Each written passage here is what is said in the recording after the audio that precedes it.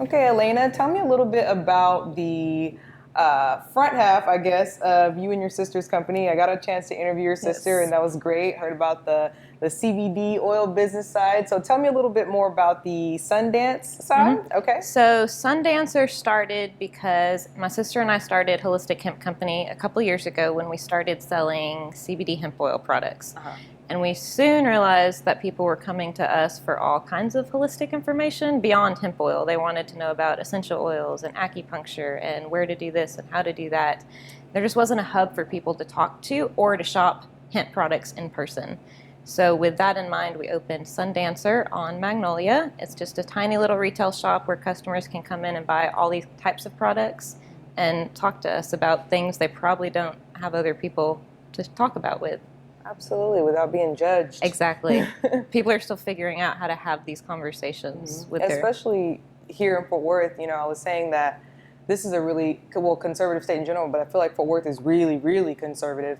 And, I'm wondering what kind of challenges did you guys run into with even the misunderstanding about, the essential oils that aren't CBD oils, like that? Just everything. I mean, people are just afraid of what they don't know, and we have been conditioned to shop certain products and do certain things, but once you start opening your eyes to just the chemicals in your soaps and your bath products are frightening. So just holistic products for those alone, people start to pay attention and realize. But we also sell crystals, and we've loved crystals since we were kids, and absolutely, those people can be afraid of them if they're not familiar. So we're just here to put them in front of people in a environment that they're comfortable in, where they can come and experience these new things that are really beautiful, and there's nothing to be afraid of. But there is pushback from the conservative and just getting over that bias. How are you guys getting scrutinized by people in the Fort Worth area, or just in general in that industry? Because even like when you go to smoke shops, they're like, hey, tobacco pipe. Don't even say that word. And we started, a lot of the mindset was a lot of our customers aren't comfortable in a smoke shop. And so this was to give all the other people an environment where they can come buy hemp oil too, but they don't have to go to a smoke shop because we're uncomfortable in a lot of those environments. And so it was to create a more professional, beautiful image around it. And Fort Worth has been overwhelmingly responsive. I mean, it's really good. People are coming in, they're driving from Dallas to go to the shop. They're very supportive once they hear about us. Okay, so talk to me a little bit more about your experience with entrepreneurship. I mean, you guys do have a unique business for this area, and I'm sure there was challenges. We talked about that, but tell me more about the business side and how you guys got into this and it kind of rolled into a business. I think my sister and I were probably born to be entrepreneurs from the get-go. Our dad opened his own restaurant in Fort Worth called The Back Porch when we were kids by TCU. So we kind of grew up in that environment and then learned pretty quickly that having a boss didn't work with our mentality. And we went to business school. So we both have business degrees. My sister's a CPA. I have a master's in economics. Oh, wow. So we learned business one way, but then we've gotten into it, and it's not like they teach you in the books. That's what I was going to ask So we've learned. And a lot is changing. So much is technology-based. And, when you learn these old systems of business, and they don't apply to a lot of modern day. So the technology is that's just half of our time is website and emails and online marketing. Everything is online focused.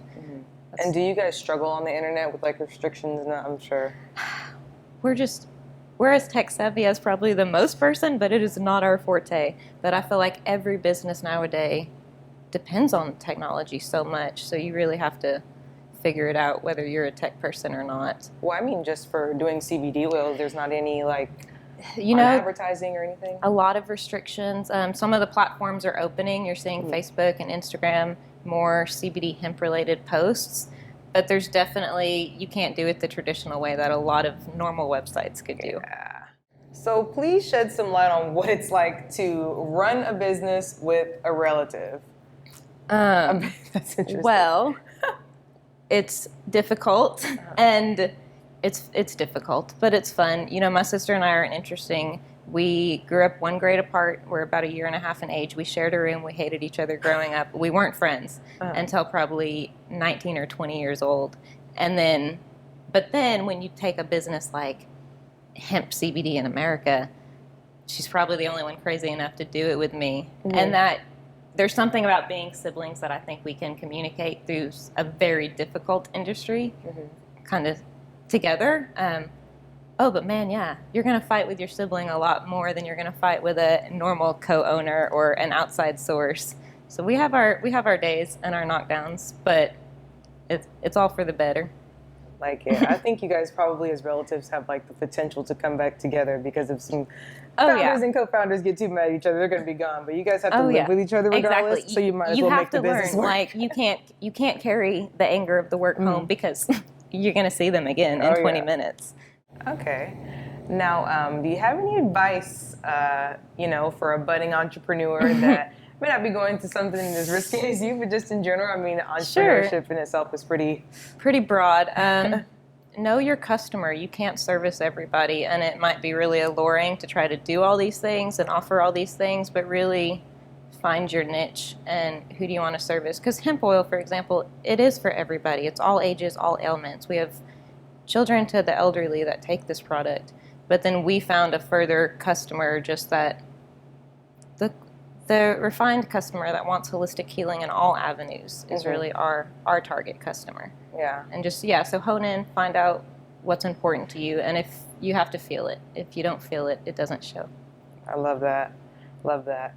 So where do you guys see this going in, the next 5 or 10 years? I'm going to see you like white coated with like leaves in your hand. Maybe. That's what we're hoping for. Actually, we think we're trying right now to expand. We're hoping for a second brick and mortar location in Fort Worth, a bigger concept where we can really engage more in holistic community and conversations and bring people in. But yeah, just expand the retail and keep this conversation where people are starting to learn what a natural product is and why it matters. Great. I love it. Well, thank you so much for coming out. I appreciate it.